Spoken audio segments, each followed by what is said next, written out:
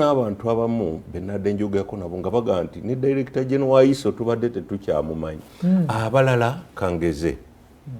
emyaka namwenda nti gyolese no kyengamba no okumanyibwa mu public enneyisa buli abaddemu ye ani ono yakavaamu Kakabagenda Uganda yonna ebadde manyita Director General wa ISO ye Kakabagenda ne Jim Wezi we yabeera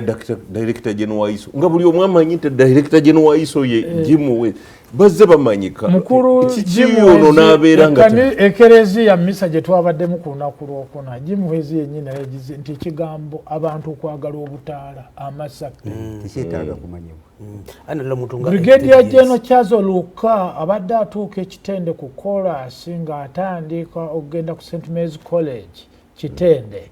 lyekuba eddwa liri mutwala asigaza bitaala byokka okwaka obugumbe nga tebuddamu kuvuga. Brigadier General Charles Oluka mu maka ge ekitovu mu luka gw'ekitende ka Johnstown Council emmere abadde ne mukazi we bagigula ku byalo bu trading center wano wagula mwogo wagula kasooli omufumbe wagula etooke watumya obulo nga tagenda mu supermarket ez'ababedde babo obugombe gye bagula era buli kyalo trading center ebiriko okuva ekitende naye ng'abantu bamumanyi nti yoyo Director General wa ISO era okuva lwe babikibwa nga amaze okufiira ku ddwaliro erya Doctors Hospital Entebbe de Seguku abantu paka maiti betuuse okuva awaka okutwalibwa ekkalaki ewaabwe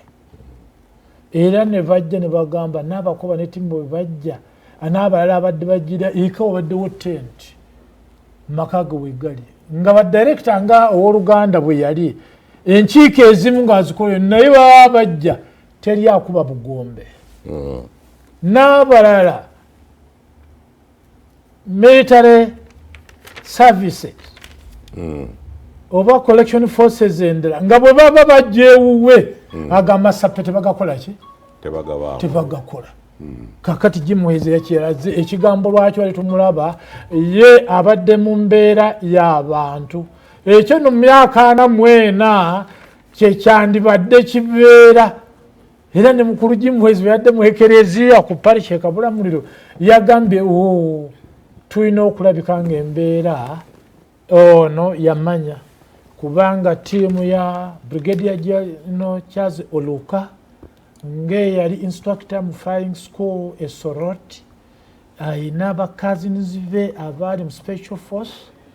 eya Obote government yayina ba cousins be baganda be abali mu kiyitibwa UNLA family ensirikale era omwana we first born omuwala she's a lieutenant era deputy director owa media mu ISO the first born ebbanga abo amala okubeera ekyo during Obote government yaliko mu Uganda Airlines era nga oyo muveeko kakati awo tukulaga kikyo badde obuuza lwaki tamanyibwa nti enneeyisa ey'ekintu kiramu ng'oli mu intelligence nga tebateekana kumanya nti Kaddu Mukasa akola omulimu ABCD yenneeyisa y'omugenzi Brigadier General Charles Oluka. Naye ekyo si kyabulabe kyabaddeko okugenda ne ku kyalo n'agulirawo bodda ne mu kiri ekyenneeyisa n'abantu okumanyika ennyo olowooza si nkola giyita enkola yammwe kuba obeera ku mikolo ne mubeera ne ku mbaga ne babagamba ne akulira bambega mu kitundu kyammwe wano naye waali ku mukolo ne bamubanjulira talina kitambiro kya misa bambega babanjula ku mikolo talina kitambiro kya misa